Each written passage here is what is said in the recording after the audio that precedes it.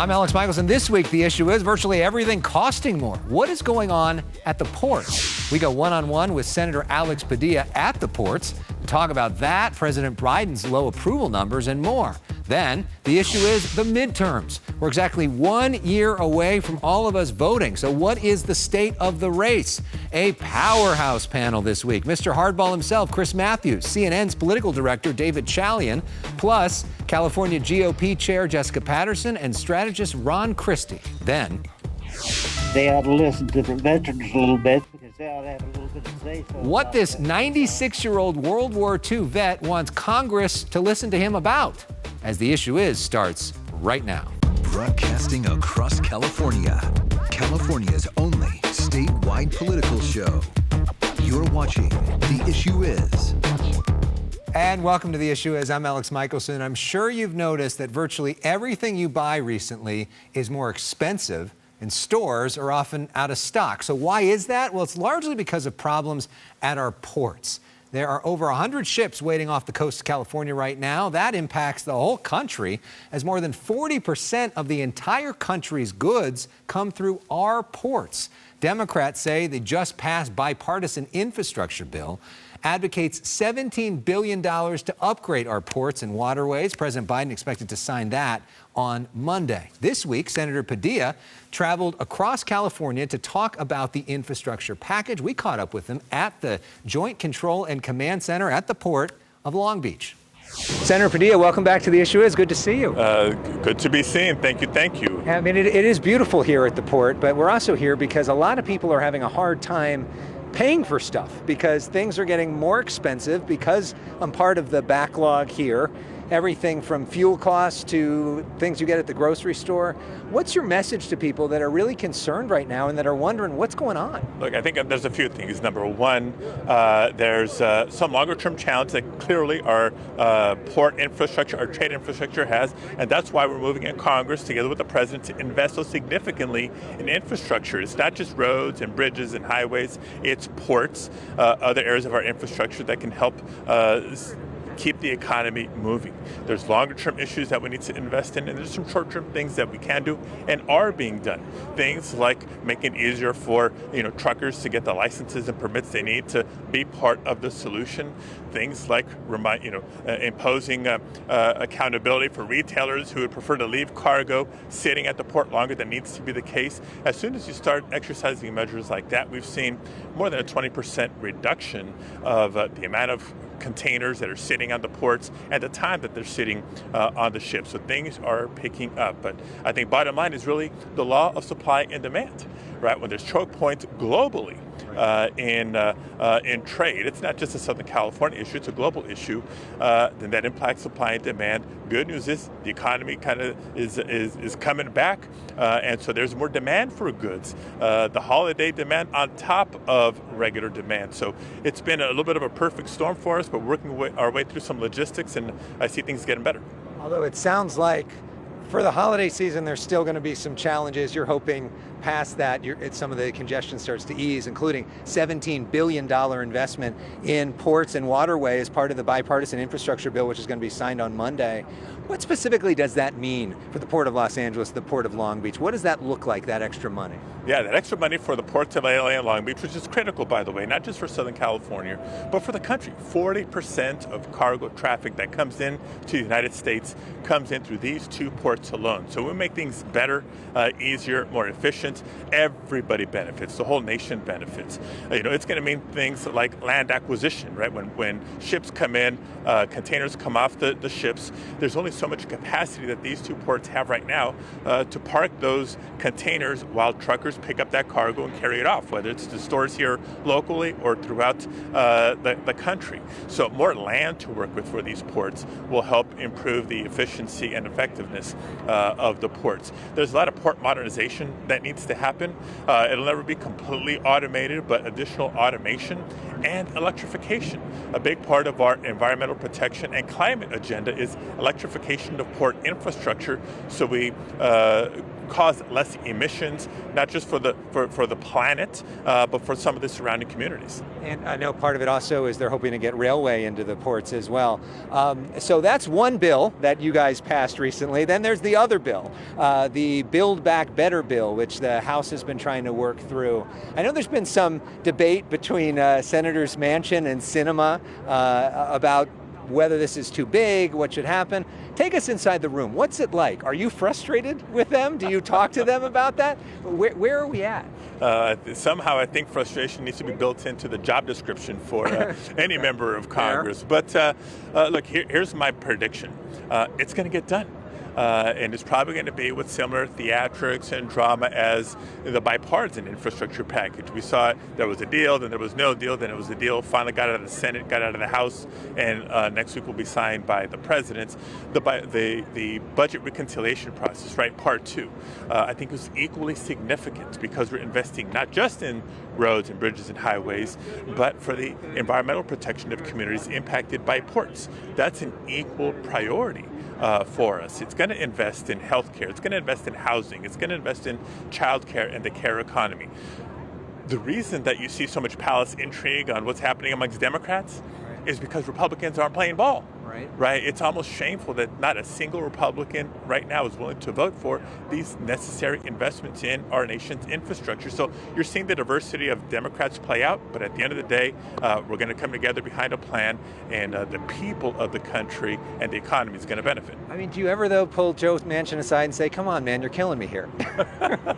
Sometimes it's putting my arm around them. Sometimes it's, but look, that's the process at work, right? We've got to work together. We've got to try to negotiate. We've got to try to collaborate and find common ground. I'll tell you, it's a lot easier finding common ground with Senator Manchin, as different as West Virginia and California are, than some of my Republican colleagues on the other side of the aisle. Well, and let's talk also just broader about where we are in this political moment. Joe Biden's poll numbers, not particularly strong.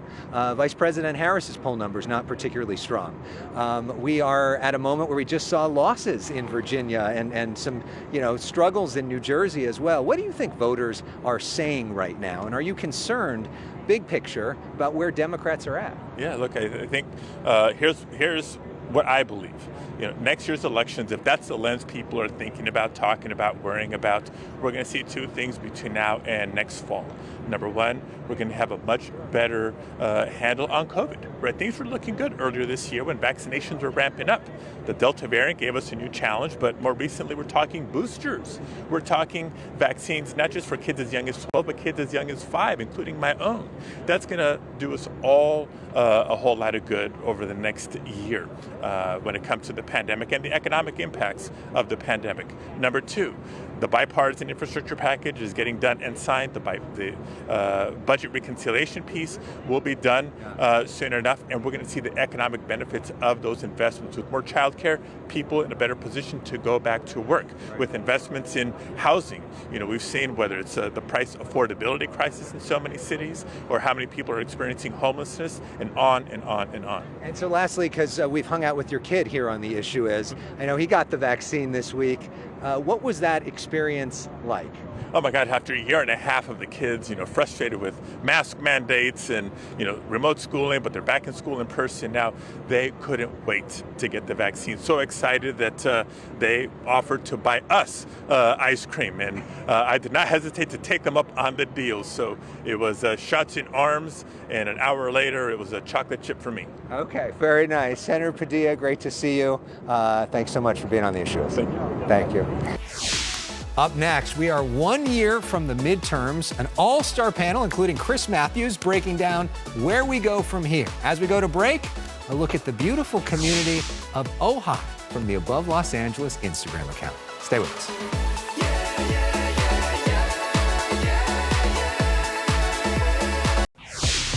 This is a draft of what next year's congressional map could look like here in California. The districts are in the process of being redrawn right now as our state loses a congressional seat. The House will likely be led by a Californian in 2023. Will it be Nancy Pelosi of San Francisco once again, or will Kevin McCarthy of Bakersfield become the Speaker for the first time?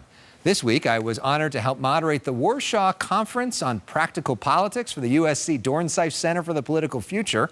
Joining us for an all-star panel, Chris Matthews, who hosted Hardball for 20 years on cable news, author of several best-selling books.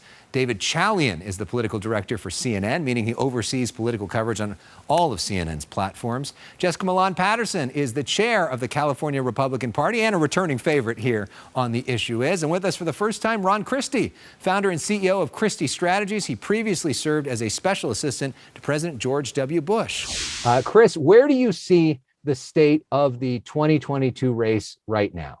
I think everyone's expecting the House to go Republican next time and the Senate to be up in the air. But basically, we're looking at a rotation situation. Winston Churchill, one of my heroes, said that never defend the government in a by-election because everything people have, they don't like the weather, they don't like their marital situation, they don't like anything. They blame everything on the incumbent administration. I think the Republicans have 3 to 4 issues that they've already gunned up. One is critical race theory, or however that defines just about anything you don't like about the revisionist theory of how race has played a role in our history, which it clearly has. Socialism in the government, too much government spending, which leads to inflation, they will argue.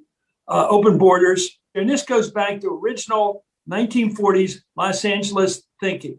Murray Chotiner, who was Richard Nixon's first advisor, said, the voter maxes out with 3 thoughts as he or she goes to vote. Make sure all 3 of those thoughts are about the opponent and make sure all 3 are negative. I think it's going to be a loss in the House of about 30 seats. That's what I think. I just looked at the 50 and 60 of the last. Democrats offer a big positive agenda when they come into office. A lot of things they want to do, they've been waiting to do for decades. They do them or try to. That's true with Bill Clinton. That's true with Barack Obama. That makes enemies. Machiavelli told us coming in with new things is always going to have problems because people are more comfortable with the old. They're scared of the new. I certainly agree with Chris's assessment that you're heading into an election environment in 2022 that is advantage Republicans. What I think is important about 22 that we could learn a little bit from last week's elections in Virginia and New Jersey, Joe Biden just a year ago won independent voters in Virginia by 19 percentage points. Glenn Youngkin just won them by 9 percentage points. That's a 28-point swing to the Republicans among independents. House Republican leader Kevin McCarthy said it best. If you are a Democrat in a seat that Joe Biden won by 16 points, you are now in a targeted seat.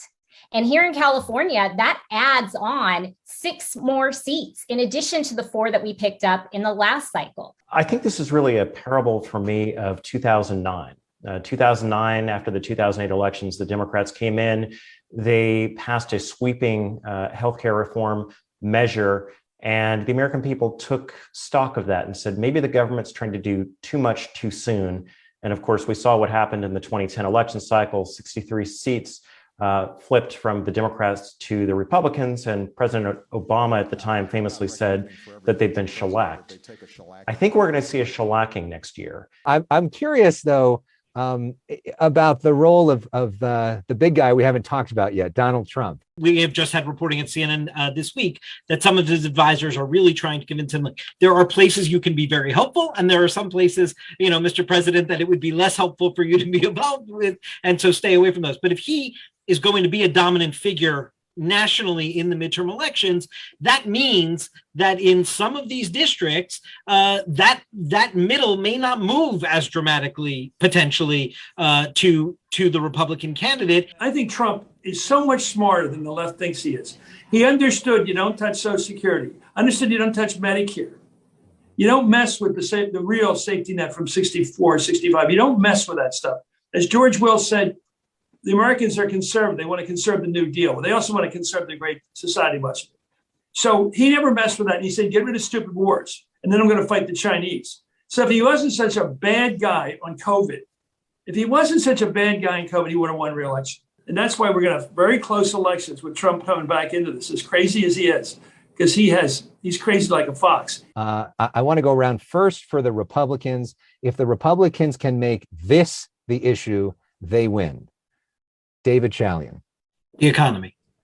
Jessica Patterson. The economy. Ron Christie. Same for me. Chris Matthews. Sure. Okay. Although I think they've done a really good job with critical race theory. If the Democrats are able to win, this is going to be the top issue. David. I mean, I don't want to give the same answer, I guess, but it's certainly, if the Democrats are able to win, it's going to be because people are feeling an economic revival that they had not yet felt. But I would say if Democrats are able to win, the Democrat, I'm sorry, I'm sticking with the economy. Okay, Jessica. It won't be on their record. It'll be about President Trump on January 6th. Ron?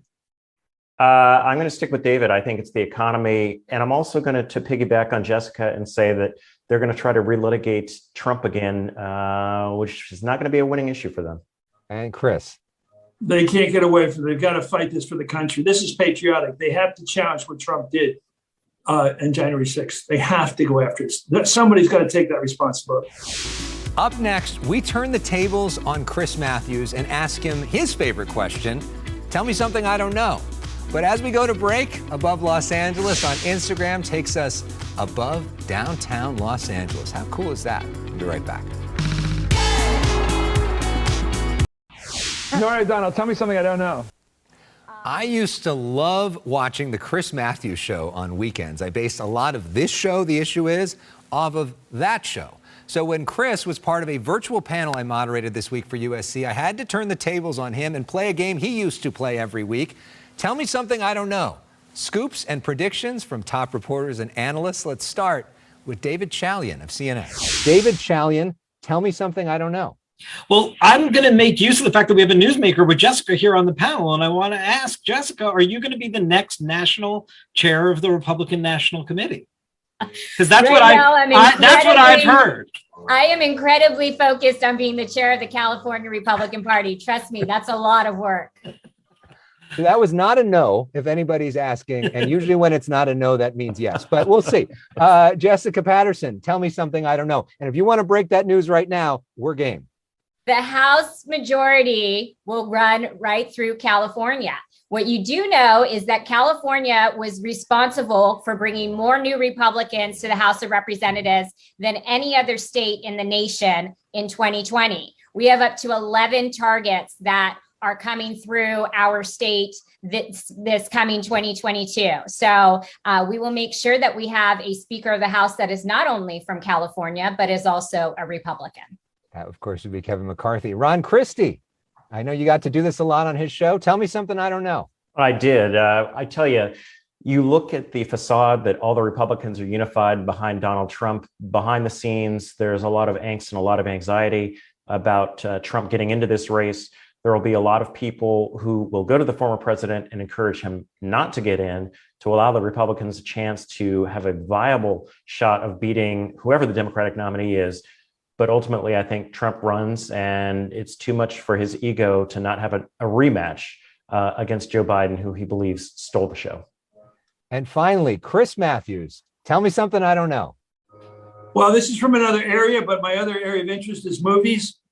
And this is about a movie that will change your life if you get to see it. Belfast. I saw it last night.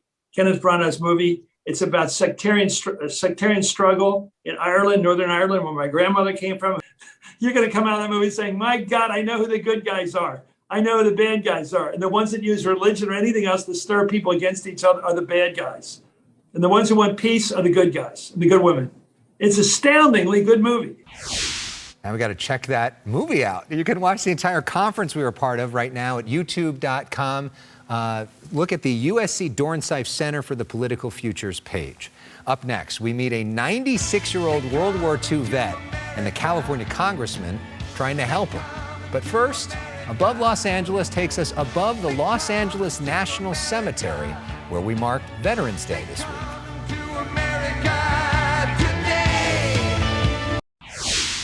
As we mark Veterans Day this week, we share the story of a vet asking for help. On the left is Alan Taylor as an 18-year-old in the Navy. On the right, Alan at 96 years old today. He served for more than 2.5 years during World War II. Afterwards, he never signed up for VA benefits and hasn't received a dime from the federal government ever since. It would help. Alan joins us from American Veterans First in Riverbank, where Duke Cooper is founder and CEO. At 96, right? That's been a long time coming. But you know what? It's nothing. We don't go on the fact that what he deserves. It's he earned the right to have those benefits. Their Congressman, Democrat Josh Harder, agrees. He says more than 100,000 World War II veterans don't receive any VA benefits. He's introduced a bill in Congress to change that. My bill is crystal clear. It is dead simple. It is one paragraph. All it says is every World War II veteran is automatically enrolled in the VA healthcare system, automatically receiving all VA benefits, period. Harder says the current process for elderly vets like Alan is just too confusing. This system has way too much red tape, and it doesn't make any sense to hold folks like Alan to a decision that they made in 1950, 70 years ago, when, they thought they were immortal. For Harder, this is personal. His late grandfather served in the Pacific, and his late great-uncle served in Normandy. These are folks that quite literally fought fascism. Harder says health care for vets like Alan is worth every penny. Alan has a message for members of Congress. They ought to listen to the veterans a little bit because they ought to have a little bit of say-so about what goes on. Our thanks to Alan Taylor and our entire Greatest Generation. Speaking of vets, an update to a story we recently told you about. Remember this? A few weeks back, we toured a homeless encampment outside the VA in West LA with the Secretary of Veterans Affairs. At the time, he told me this. I agree that this is completely unacceptable. That's why I'm here. Well, this week, some actual progress. All of the vets have now been moved inside the property. We still have a long way to go until we get permanent housing, though, for all of them. Let's end with some of the coolest folks in the military, the Air Force Thunderbirds, who just recently flew over Salinas. Thank you to all of our vets for your service, and thank you all for watching The Issue Is. I want to fly like an eagle.